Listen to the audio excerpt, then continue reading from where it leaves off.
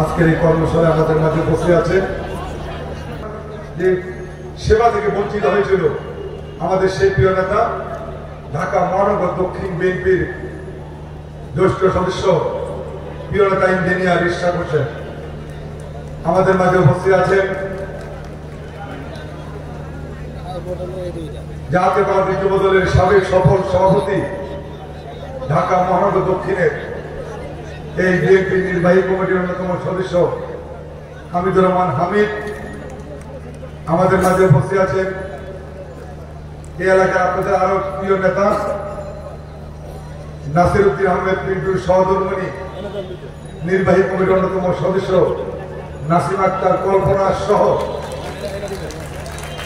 আমাদের সাবেক দুজন নেতা আছেন এখানে। আমাদের মোশাররফ হোসেন খোকন, আজম ভাই, আমাদের থানা নেতৃবৃন্দ, আমাদের মহানগরের যুগ্ম আহ্বায়কবৃন্দ এবং এই টিমের নেতা সাইফুল সহ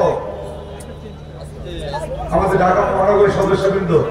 সময় অনেক কম এবং সামনে উপস্থিত আমার অত্যন্ত প্রিয় সহযোদ্ধা ভাই বোনেরা, প্রিয় সাংবাদিক বন্ধুরা, আপনাদের সকলকে জানাচ্ছি ঢাকা মহানগর দক্ষিণ বিএনপির পক্ষ থেকে রক্তিম শুভেচ্ছা, বিপ্লবী অভিনন্দন।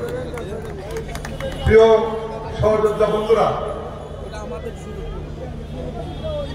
আমাদের সংগ্রামী ভারপ্রাপ্ত চেয়ারম্যান এই শেখ হাসিনা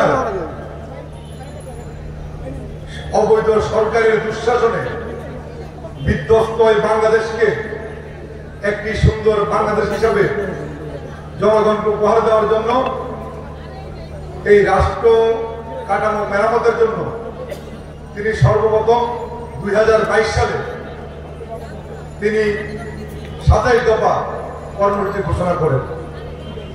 পরবর্তীতে বিএনপি ও শরিক দলগুলোর সাথে আলোচনা করে এই কর্মসূচিকে বৃদ্ধি করে 31 দফা উপনীত করা হয়েছিল। আপনারা দুপুর থেকে আমরা দেখেছি এই কর্মশালা অত্যন্ত মনোযোগ সহকারে আপনারা শুনেছেন এবং আমাদের যে বিশ্লেষক